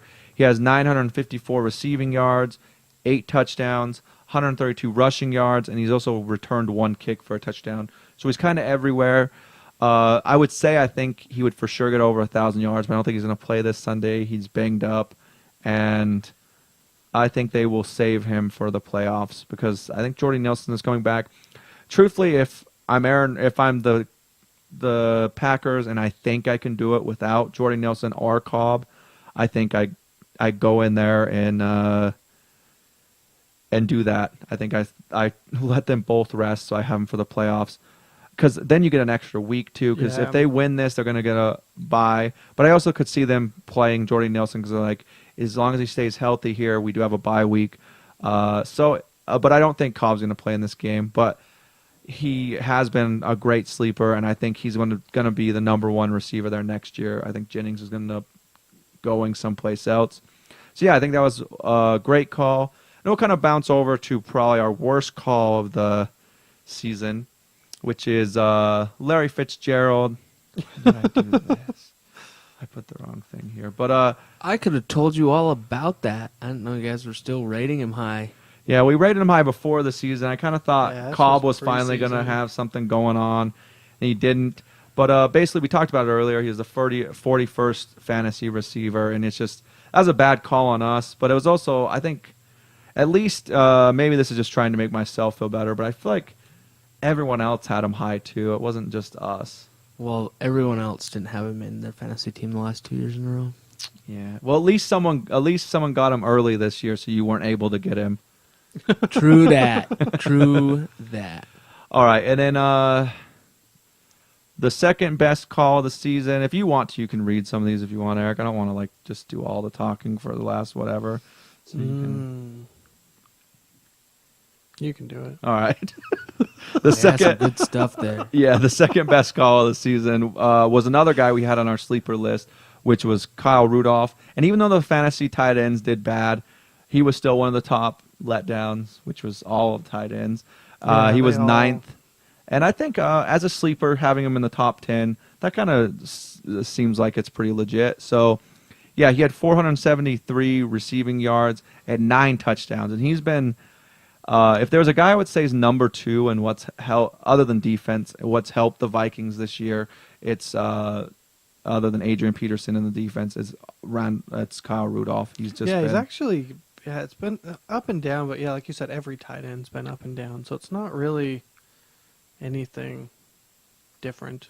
Yeah, but he's scored enough to be a guy that you should have in probably every league, and unless you're just in an 8-team league, but most people are at least in a 10-team league, so yeah. All right, and then the second worst call, which I'm going to leave Eric out on this because this was exclusively me. Eric was a lot higher on this But guy I feel like than I Randall was. Cobb was more you, so you can take credit for that one. Okay. And I'll take credit for this one. All right, this was my worst call of the season. That was kind of exclusively me, which was Andre Johnson, I thought he was going to keep getting injured like he had been. I said he was going to be a bust. And he actually ended up being a very good number one wide receiver. He's the 9th fantasy wide receiver. He had 1,457 receiving yards and 4 touchdowns. And he was actually really good. A lot of that was in the second half of the season. He started out bad. I kept thinking that, you called that one perfectly right. And then he came on in the end huge. Yeah, he did very, very well. And he helped them win a couple crucial games. And that's the thing is, I didn't go into it as much. I guess, well, I'll wait because I'm going to probably go into it when we talk about our playoff thing. So, my third best call of the season was Ryan Matthews. We both agreed that he is a bust, and we thought everyone else in fantasy was way too high on him. And he ended up being the 28th fantasy running back. He only had 707 rushing yards, 1 rushing touchdown, and 252 receiving yards. And that's the thing, 1 rushing touchdown the whole year. He did miss some games, but that's just crazy to me that he only had 1 rushing touchdown. Like, he managed to take the bust call and just run with it. Like, he just didn't do anything at all. I don't know, it's just terrible. Yeah, I did not think he was going to be very good. And you did see little glimpses of how good he can be, but I just did not trust him, and it proved to be true. Yeah, it was a good call. And then there's another bad call from us that was kind of, I think we both agreed that we thought this guy would be high, and we talked about him a little bit earlier, which is Darren McFadden, who at least I had him in my as my number 4 running back going into the season, and he was actually the 25th running back. That's just awful. Like we said earlier, that's not even a number 2 guy. That's a flex guy, and that's just it's not where you want to be if you're this guy that like going into the season, Carson Palmer said that their hopes were on Darren McFadden's shoulders, and you see where they're at now. So Carson Palmer knows his stuff, at least when it comes to saying where their hopes rely on. Yeah, it's so depressing. I really thought he was going to be really good this year. And that's the thing is, I think going into next year, he could randomly blow up. He's one of those guys that he's shown that he has the talent at times, but he also shows that he's injury prone, and I don't know. The Raiders in general have been pretty bad this year, so we'll see what they do in the offseason and see if he can bounce back. But I wouldn't pick him up in the first probably 4 or 5 rounds, even depending on what your league size is. All right, our 4th good call of the season was Steve Smith, who we kind of said was a bust. And he wasn't the biggest bust. He was only the 20th fantasy wide receiver. But I think after his season last year, everyone thought he was talking about him being a top 10 guy. And I was like, I don't see it. I think they're going to come out and adjust. And they really did until the last few weeks of the season. There's another one of those guys that, like, I can't remember what week he got his first touchdown in, but I think it was like 9, and now week 9, and now he has 4 receiving touchdowns and 1,101 yards, and he ended up ending a little better than he started, but I still think he's one of those guys that if you picked him up way early, he just didn't pan out for you. So yeah, I think that was a good call by us overall. Mm-hmm. And then our 4th bad call of the season we talked about a little bit earlier too, which is Eli Manning. I had him at number 5 in my quarterback rankings, and he actually ended up number 19. And what a letdown! Like, there's no other way to really put it. Like, he was just terrible. Like, I don't know. Surprising. Yeah, it's just I don't know. How do you win a Super Bowl and then come out and be the 19th rated quarterback? Like, I really do think a lot of it has to do with Peyton. I think in his head, like, he knows he's being compared. And I think last year he was like, Peyton isn't even in the league. Like, I don't have to worry about it. And he just played and was great. And now I think that he's just in that shadow again. Even though he's won more touchdowns, not won more touchdowns, even though he's won more Super Bowls than Peyton, I think he still feels the little brother thing a lot. Which is crazy because, he did win the Super Bowl last year. And I don't know how it changes that quick overnight. Like, something has to be wrong with him there. I don't know. But he's going to be a hard guy to rank next year because I still think the pedigree is there. Like, he's a Manning. He has to be good in your head, but I don't know if he will be. All right. And our 5th best call of the season was the Russell Wilson. We both talked about him a lot in I think our last fantasy podcast. Like I kind of didn't rank him high because even though he was doing good in the preseason, they were talking like Flynn was gonna be the starter when I did the rankings, and then when they said Wilson, we both talked about it on the podcast. We're like, we think he's gonna do great. He's looked great, and then it turns out he has been great. Like he's the 12th fantasy quarterback, and he's one of those 3 quarterback rookies that have been amazing this season. Mm-hmm. So yeah, Russell Wilson was a good call by us, and then Nice. our last bad call, our 5th worst call was Antonio Gates, and I had him as my number 2 tight end, and he just ended up being the 14th. And like we talked about earlier, he's just bad. He doesn't seem like it's there, and I don't know what has changed. Like he was great, and then everyone blamed it on injuries. Like he's hurt, that's why it isn't working out for him, and then he's just been bad. So I don't know. I don't know if you can even draft him in your top 10 tight ends next year. I don't think he's draftable. Yeah, I think if you maybe in the first few weeks, if he starts to come on next year, and then go pick him up. But I don't think he'll be drafted in most leagues. Yeah, if you're smart, like he has a reputation, but I think that has to be gone at this point because he's been injury prone the 2 seasons prior to this one, and then this season he has been fine and just hasn't scored the points. And I don't know what the deal is with that, but it's been bad. So yeah, that's our best and worst calls of this season. And then now on our exit, we're just gonna talk about the playoffs, what we think's gonna happen. What do you think, Eric? I know. Would you like to change who you think's going to the Super Bowl? I know at the beginning of the season, I think you said the Lions and Ravens. Yeah, that's who I went. How do you feel about your picks now? I still like the Lions when taking it all. I think they're going to go pretty far, but no, I definitely that one is a no. Yeah. The Ravens, I don't know. They haven't looked that good. They're going to get a lot of their people back, so that's a big plus in my book. Yeah, that makes sense. But I have a hard time seeing them make the Super Bowl. They just looked really, really bad. But I'm going to stick with it anyway. I'll stick with Ravens, but I'm going to have to switch out the Lions. I'm going to have to switch that one out. So which NFC team you think's got it?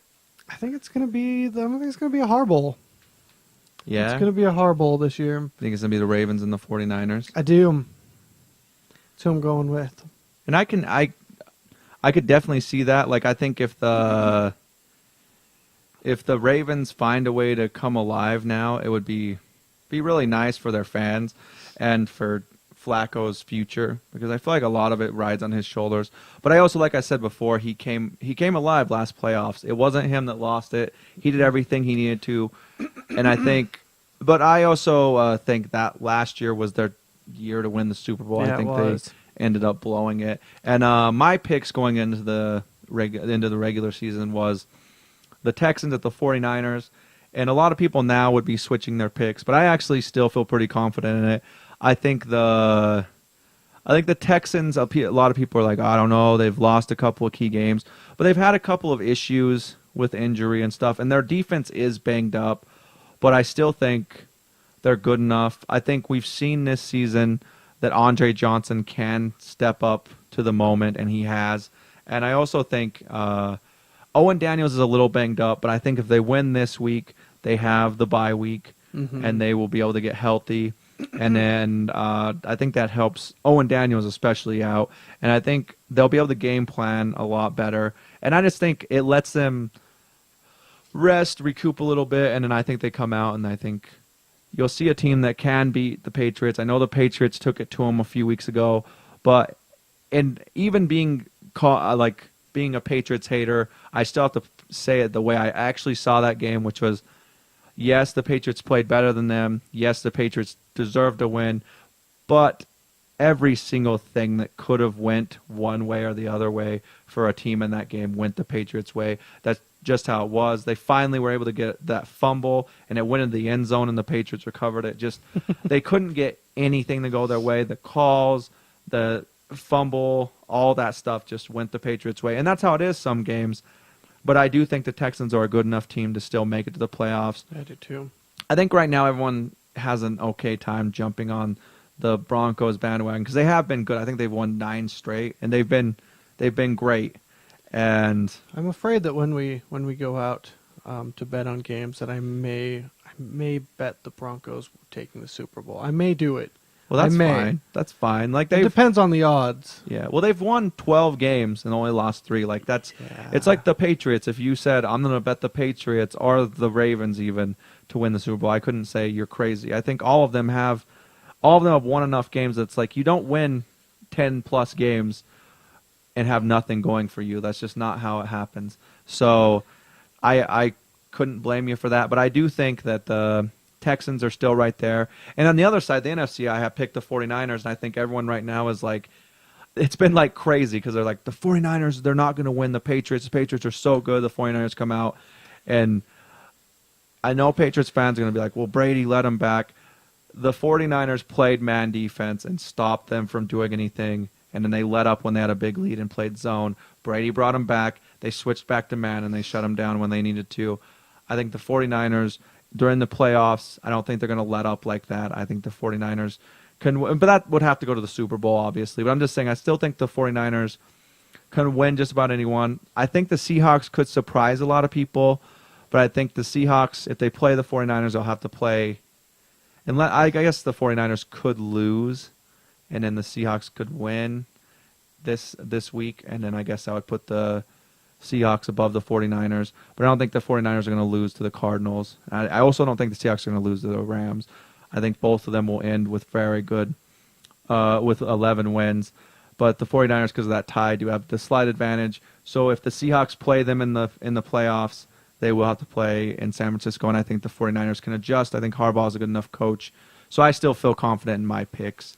Yeah, my main thing is I don't want 2 things. I don't want any teams that have won in the last little while, and I don't want any teams that are making the playoffs right now. Like I don't want Packers or Giants or Patriots. And then I also don't want any team that's coming in for the first time like Colts or Bengals or Seahawks. I feel like I want one of those teams that have kind of been there for a while but just need to break through, which is why I'd be really happy if the Texans made it, which is another reason I really want the Ravens to make it. Well, the Ravens The Falcons, I feel like they deserve to go. They've been good for a while. They deserve to go. But if the Redskins made it, I would be kind of...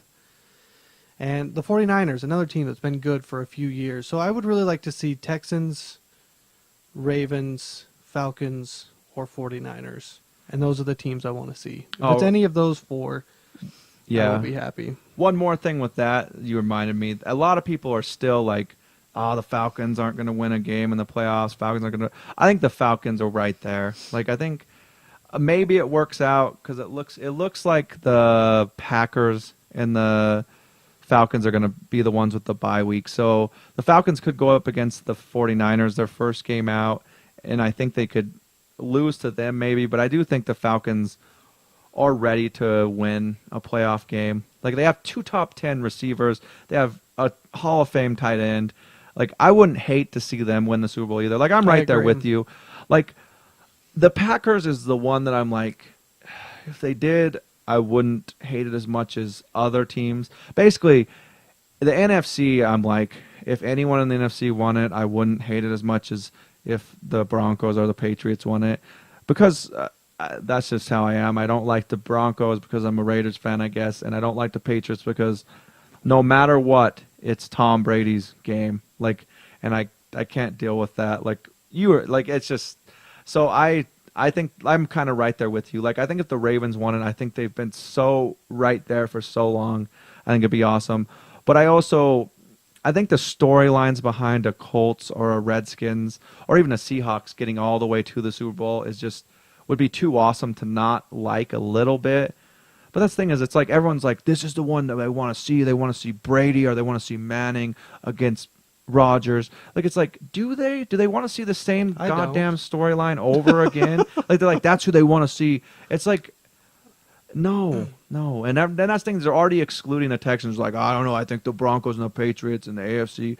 And I'm like, really? Like, the Texans have been fine. They've lost 3 games. They're tied for the second best record in the league. They haven't been awful. Like, everyone loses games.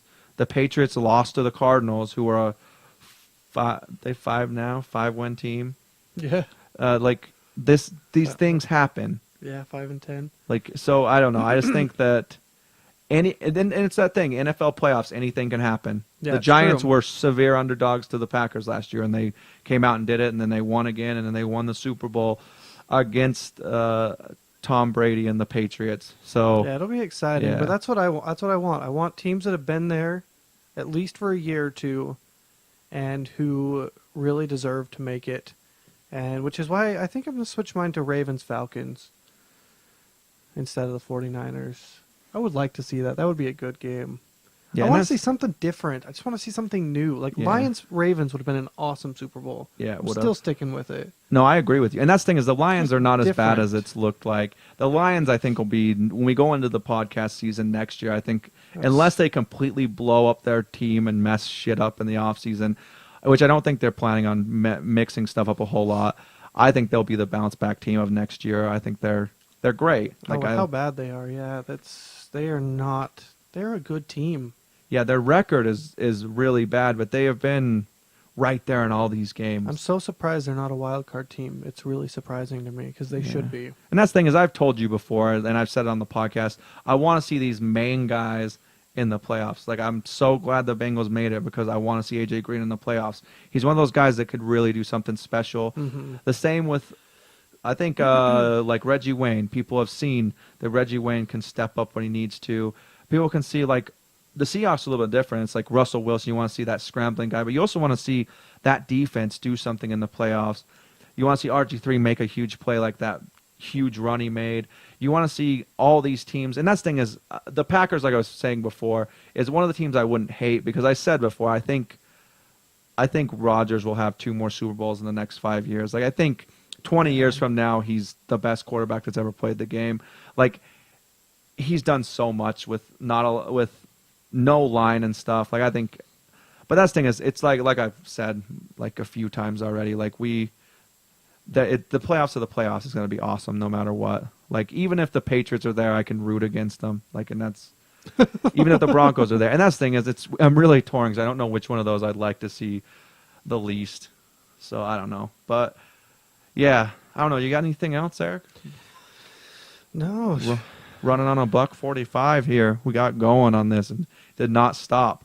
But That's what we did in the preseason ones, and that's what you can expect, from the preseason ones next year. We'll go a good hour and a half to 2 hours. yeah, it kind of depends. Like, that's why I want to do like 8 is I want to kind of keep it sharp, but I want to hit stuff more. Like, we really need to go over each team and kind of what we think. Because that's the thing is, we're a fantasy podcast, but I also think me and Eric both are football fans enough that we're like, we want to talk football too. And we don't do. want We to talk just talk a little bit of football. I'd like to be Gruden. I'd like to be like, I don't know if that 4th-string lineman comes in, he's really going to do well. I know all of his stats from college, and And this Russell Wilson. and this Russell Wilson guy, he plays quarterback. He does. He is short. And he's a football player Yeah, right there. This Russell Wilson. Let me tell you about this Russell Wilson. I'll talk to him in the preseason, and I'll tell you what, he is a quarterback, and he can play quarterback. Like, I don't know. But yeah, I think that's about it for us. If you need anything in the off season, Lane has all our stuff up. But in case you're not watching us live, you can find us on our website, www.fantasytop5.com. And if you're still in week 17 and you have any questions, send them over. Yeah. We're still fantasy gurus. We still do it. We're still experts. Yeah, we will answer any questions. Most people find us on our website or at Twitter. Our Twitter's at Fantasy Top 5. You can also, if you don't want to just listen to the podcast, you want to see our beautiful faces or whatever, you can go on YouTube and find us there We are. under Fantasy Top 5. All of these are spelled out FINTASY So yeah, I'm Eric. People are gonna think people aren't gonna know who we are. I thought we got to mix it up. People are gonna get confused. They're gonna come on here next year. This is the only one they listen to, and they're gonna be like, "All right, now which one's which?" We haven't corrected ourselves. All right, I'm Sherrick, And I'm Jan. and this is Fantasy Top 5. See ya next year. Peace out.